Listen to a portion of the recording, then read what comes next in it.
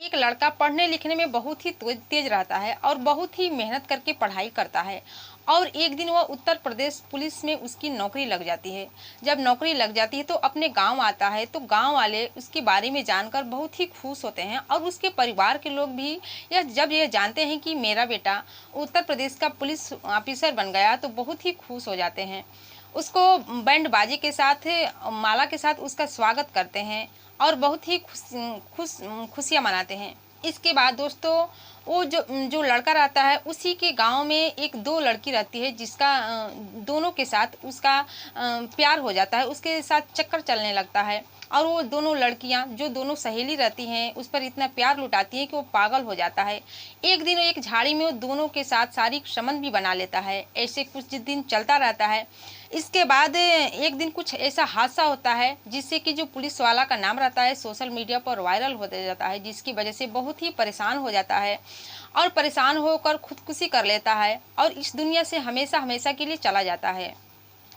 तो दोस्तों, आखिर वो दोनों जो लड़की थी, सहेली थी, उसके साथ ऐसा क्या करी थी जिसकी वजह से वो स्वयं ही खुदकुशी कर लेता है और दोनों लड़कियों को क्या सजा मिलती है और पुलिस वाले की इसमें कितना गलती रहता है।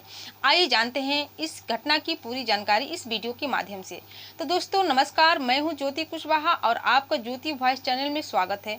दोस्तों, वीडियो में आगे बढ़ने से पहले आपसे रिक्वेस्ट है, अगर आप मेरे चैनल पर नए हैं तो वीडियो को लाइक कर दीजिएगा, शेयर करिएगा और चैनल को सब्सक्राइब जरूर कर दीजिएगा ताकि हमारा हौसला बढ़ता रहे और आप लोग के बीच में ऐसे ही नए नए इंटरेस्टिंग वीडियो ला सकूं। तो दोस्तों, आज की जो ये सच्ची घटना है, ये घटना है बुलंदशहर जिले का औरंगाबाद गांव की, जिसमें कि एक पम्मी नाम का एक लड़का रहता था।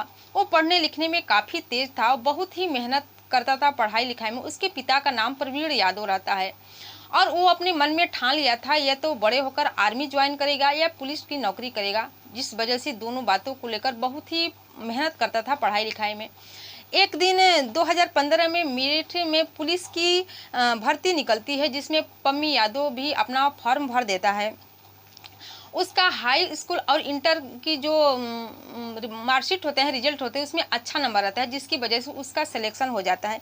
इसी बीच किसी कारणवश दोस्तों पुलिस की वैकेंसी रुक जाती है और मामला कोर्ट तक पहुंच जाती है। लेकिन जब साल 2018 में जब इसका फैसला सुनाती हो तो पम्मी यादव का पुलिस में नौकरी लग जाती है, उसका ज्वाइन हो जाता है और वो पुलिस ऑफिसर बन जाता है। इसके बाद वो ट्रेनिंग के लिए चला जाता है। जब ट्रेनिंग के लिए जाता है तो ट्रेनिंग एक साल 2018 में उसकी नौकरी लगती है और 2019 में अपनी ट्रेनिंग पूरा करके एक महीने की छुट्टी के लिए अपने घर आता है।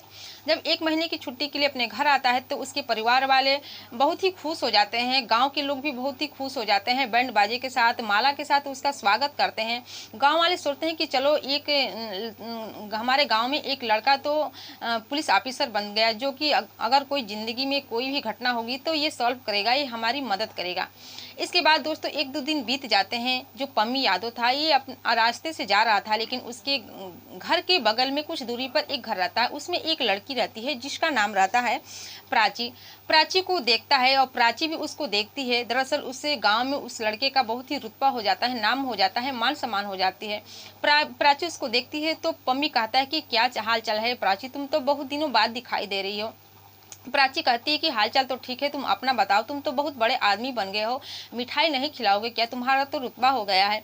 इसके बाद पम्मी कहता है कि क्यों नहीं मिठाई खिलाऊंगा, मुझे अपना नंबर दो, मैं तुमसे बात करना चाहती हूँ, तुम मुझे बहुत ही अच्छी लगती हो। इस पर प्राची अपना नंबर दे देती है और नंबर देने के बाद दोनों बातचीत करने लगते हैं। एक दो दिन बात करते हैं। बात करने के बाद एक दिन पम्मी यादव कहता है कि प्राची, मैं तुमसे मिलना चाहता हूँ।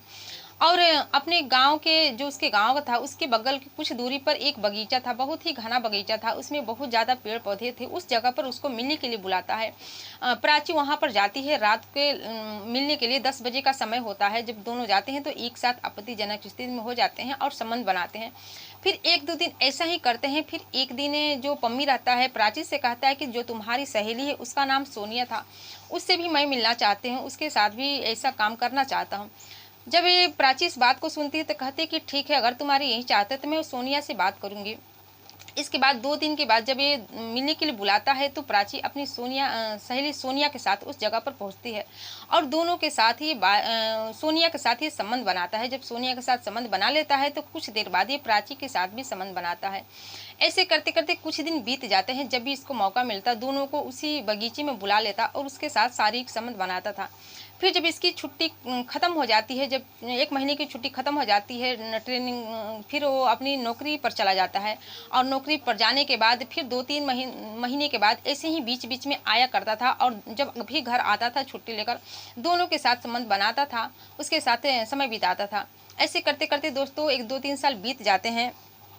फिर ये इसके पम्मी की यादों के पास पैसा था ही, पैसा वाला था क्योंकि ये तो सरकारी इसका जॉब था और जो कुछ भी इसका तनख्वाह मिलता था उसमें थोड़ा बहुत दोनों सहेलियों को भी देता था, प्राची को भी देता था, उसकी सहेली सोनिया को भी देता था, जिससे कि उनकी लालच बढ़ जाती थी और इसी वजह से उसके ऊपर पम्मी यादव के ऊपर दोनों अपना प्यार लुटाती थी और ये पूरी तरह से फंसता चला जा रहा था। इसे ये आगे की सोच ही नहीं रहा था कि आगे क्या होगा। फिर 2022 में इसके परिवार वाले इसकी शादी ठीक कर देते हैं और इसकी जब जो शादी होती है वो लड़की बहुत ही सुंदर रहती है, इसके गांव के बगल के गांव की ही रहने वाली होती है। दोस्तों जब इसकी शादी हो जाती है तो अपनी पत्नी के साथ समय बिताने लगता है प्राची और सोनिया को भूलने लगता है, उसके साथ बात भी नहीं करता था और जब भी आता था तो उसके साथ संबंध भी नहीं बनाता था, जिससे कि दोनों सहेलियों को बहुत ही बुरा लगता है। वो इससे बात करती है, इससे पैसे मांगने लगती है, लेकिन ये साफ मना कर देता है कि अब मेरा परिवार हो गया, मैं अपने परिवार के साथ रहना चाहता हूँ। दोनों सहेली को इस बात का एतराज़ हो जाता है। फिर उसको ब्लैकमेल करने लगती है और कहती हैं कि 1-2 महीने के बाद इसके पैसे मांगने लगती है और कहती हैं कि जब तुम मुझे हम लोग को पैसे नहीं दोगे तो मैं तुम्हारे कुछ वीडियो है सोशल मीडिया पर वायरल करूँगा, जिससे कि तुम बदनाम हो जाएगी, तुम्हारी नौकरी भी चली जाएगी, जो इज्जत है रुतबा वो भी खत्म हो जाएगा। दोस्तों मैं आपको बताती हूँ कि जब भी पम्मी यादव इसके साथ इन लोगों के साथ वीडियो बनाता था तो एक के संबंध बनाता था, तो एक के साथ ये संबंध बनाता था और दूसरा जो प्राची थी वीडियो बनाया करते थे और जब प्राची के साथ संबंध बनाता था तो सोनिया वीडियो बनाई करती थी और इसी वीडियो के जरिए उसको पम्मी को ब्लैकमेल करने लगती है। बहुत ही परेशान हो जाता है और पैसे भी देने लगता है। जब पैसे देने लगता है तो एक दिन जब ये अपने गांव आता है तो 1 लाख रुपए की दोनों डिमांड कर देती है, जिसकी वजह से परेशान हो जाता है और अपनी पत्नी के गहने चुरा कर बेचकर उसकी डिमांड को पूरा कर देता है और सोचता है कि किसी तरह से ये लोग अब मान जाए। फिर एक दिन इसी बीच में परेशान होकर वो चूहे मारने की दवा जो जहर होती है उसको भी खा लेता है, लेकिन इसकी मौत नहीं होती है। फिर कॉल करके दोनों सहेलियों को बताता है, पम्मी को प्राची को बताता है और सोनिया को कहता है कि मैं मरने जा रहा था, तुम लोगों की वजह से मैं अब मर जाऊंगा। लेकिन दोनों सहेलियाँ कहती है कि तुम मरो या कुछ भी करो, हम लोग को पैसे चाहिए तो चाहिए, तुम्हारे मरने की चिंता हम लोग की नहीं है। इसके बाद ऐसे समय बीतता जाता है और ये अपने परिवार में पैसे भी नहीं देता था, जिसकी वजह से इसके माता पिता इससे पम्मी से नाराज़ रहने लगे थे और उसकी पत्नी भी नाराज़ रहती थी। उस लोग सोचते थे कि इतना पैसा मेरा बेटा कमा रहा है, आखिर पैसे को क्या कर रहा है। और इधर ये परेशान होकर पम्मी जो दोनों लड़कियाँ इसको ब्लैकमेल करती थी उसको पैसे देता था। ऐसे ही कुछ दिन बीत जाता है दोस्तों। फिर 16 जुलाई 2024 को इसकी जो नौकरी है मुरादाबाद में हो जाती है और वहाँ पर काम करने लगता है। फिर एक दिन वो अपने दोस्त के साथ बैठा रहता है, उसका दोस्त का नाम ध्यान सिंह रहता है, उससे बातें करने लगता है। जो ध्यान सिंह उसका दोस्त था अपने पीछे की ज़िंदगी के बारे में बता रहा होता है कि मैं पहले किसी लड़की से प्यार करता था। इसी तरह से वो बातें बताता है और ये भी अपना बातें बताता है। इसके बाद ध्यान सिंह का फ़ोन आ जाता है किसी का, वो अपने फ़ोन पर बात करने लगता है और कुछ दूर चला जाता है। जब कहीं चले जाता है तो 1-2 घंटे के बाद जब वापस आता है तो देखता है कि पम्मी यादव की मौत हो चुकी है। वो घबरा जाता है, परेशान हो जाता है कि इतने ही घंटे में इसकी मौत कैसे हो सकती है, तो बिल्कुल अभी ठीक ठाक था। फिर पुलिस टीम आती है। जब पुलिस टीम आती है तो उसको देखती है कि ये अपने ही सरकारी रिवाल्वर से गोली मार लिया होता है। फिर उसकी शव को लेकर पोस्टमार्टम के लिए भेज दिया जाता है। फिर जब इसके मोबाइल को चेक किया जाता है, इसका लॉक को तोड़वाया जाता है। जब लॉक को तोड़वाया जाता है तो मोबाइल के अंदर एक वीडियो मिलता है जो कि मरने से पहले वीडियो बनाया होता है और उसमें वीडियो में ये बनाया होता है कि दोनों लड़कियों को, जो कि प्राची थी और उसकी सहेली सोनिया को, ये वीडियो बनाया होता है कि दोनों लड़कियों को मेरे मरने के बाद ऐसी सज़ा होनी चाहिए कि आगे चलकर ये अपनी ज़िंदगी में कोई भी लड़की इस वीडियो को देखकर ऐसा काम ना करे। और मरने से पहले एक सुसाइड नोट भी लिखा रहता है कि मैं बहुत ही बुरी तरह से फंस चुका हूँ, मैं अपनी दुख को किसी के बारे में बता नहीं सकता। वो बताता है कि मैं 2-3 साल से बहुत ही परेशान हूँ और मेरे पड़ोस की रहने वाली दोनों लड़की से मुझसे प्यार हो गया, मैं उसके साथ संबंध बनाने लगा।